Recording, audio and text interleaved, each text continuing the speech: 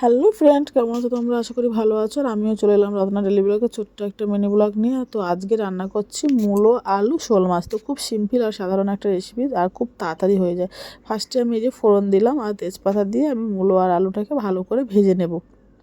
তোমরাও বাড়িতে এটা খুব তাড়াতাড়ি রান্না করে দিতে পারবে, আর বিশ্বাস করে খেতে অসাধারণ লাগে। তো ফার্স্টেই দেখো আমি মূলো আর আলুটাকে ভেজে নিয়েছি, আর একটু হলুদ আর লবণ দিয়ে আমি মূলো আর আলুটাকে আরেকটু ভেজে নেবো, একটু কষা কষা করেই ভাজবো আর কি, যাতে একটু সেদ্ধটা তাড়াতাড়ি হয়ে যায়। তারপরে আমি একটা পেস্ট বানিয়ে নিয়েছিলাম, জিরে, আদা আর একটু লঙ্কা বাটা। ব্যাস এতটুকুই লাগবে, আর কোনো এতে মশলা লাগবে না। তোমরাও বাড়িতে ট্রাই করো, আর অবশ্যই তোমাদের ভালো লাগবে। তো আর যদি তোমার আমার চ্যানেলটা ভালো লাগে তাহলে অবশ্যই একটু সাবস্ক্রাইব করে দিও, সাবস্ক্রাইব করতে ভুলো না। তারপরে আমার ভাজা হয়ে যেতে আমি এখন দিয়ে দিলাম জল, আর জল দিয়ে কিছুক্ষণ ঢাকনা দিয়ে দেবো। সেদ্ধ হয়ে যাওয়ার পরে আমি মাছগুলো দিয়ে দিলাম, আর দেখো ঠিক এইরকমই এসছে তরকারিটা।